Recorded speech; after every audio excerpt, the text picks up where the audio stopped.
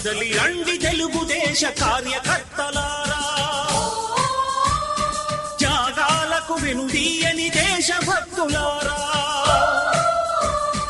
కదలి రండి తెలుగుదేశ కార్యకర్తలారా, త్యాగాలకు వెనుదీయని దేశభక్తులారా. నందమూరి ఆశయ రథ సారథ్యం మీరే, చంద్రబాబు స్వర్ణాంధ్రకు నిర్మాతలు మీరే.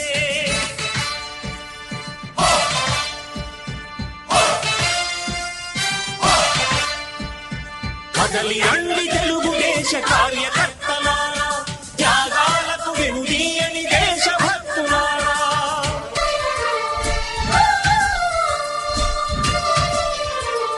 బొడ్డువానిపాలెం గ్రామం, కోర్సుపాడు మండలం, ప్రకాశం జిల్లా. నా పేరు నేరళ సుబ్బయ్య అండి. బొడ్డువానిపాలెం గ్రామానికి సర్పంచ్ని. ఈరోజు ముందుగా మీడియా మిత్రులందరికీ కూడా నా శుభాకాంక్షలు తెలియజేస్తున్నాను.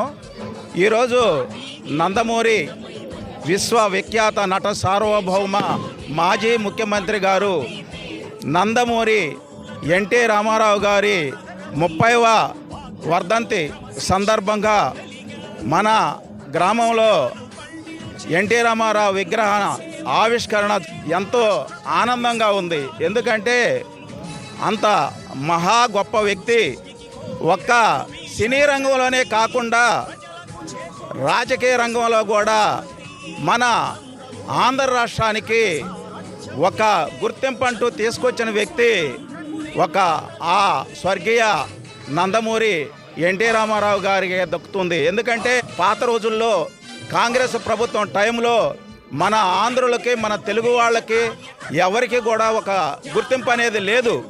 మన తెలుగు వాళ్లకు ఒక గుర్తింపు తెచ్చి ఈరోజు ప్రపంచవ్యాప్తంగా అన్ని దేశాల్లో తెలుగు వాళ్ళు అనేదానికి ఒక గుర్తింపు తీసుకొచ్చిన ఆ మహా వ్యక్తి నందమూరి ఎన్టీ రామారావు గారు.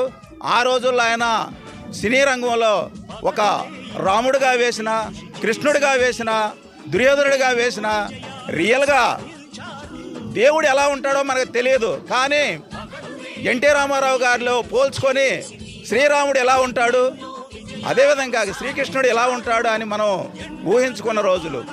మళ్ళీ ఇంకొక రకంగా చెప్పాలంటే ఆయన ముఖ్యమంత్రి అయిన తర్వాత ఆడవాళ్లకు ఒక చట్టబద్ధత అనేది కల్పించాడు ఆస్తిలో. అదేవిధంగా తర్వాత కిలో బియ్యం 2 రూపాయలు పథకం తీసుకొచ్చాడు. తర్వాత ఎన్నో మంచి పనులు చేసి మన నందమూరి తారక రామారావు గారు మన తెలుగు వాళ్లకు ఒక గుర్తింపు అనేది తీసుకొచ్చారు. ఈ అవకాశం ఇచ్చిన మీడియా మిత్రులు, మా గ్రామ ప్రజలందరికీ కూడా నా శుభాకాంక్షలు మరోసారి తెలియజేస్తున్నాను.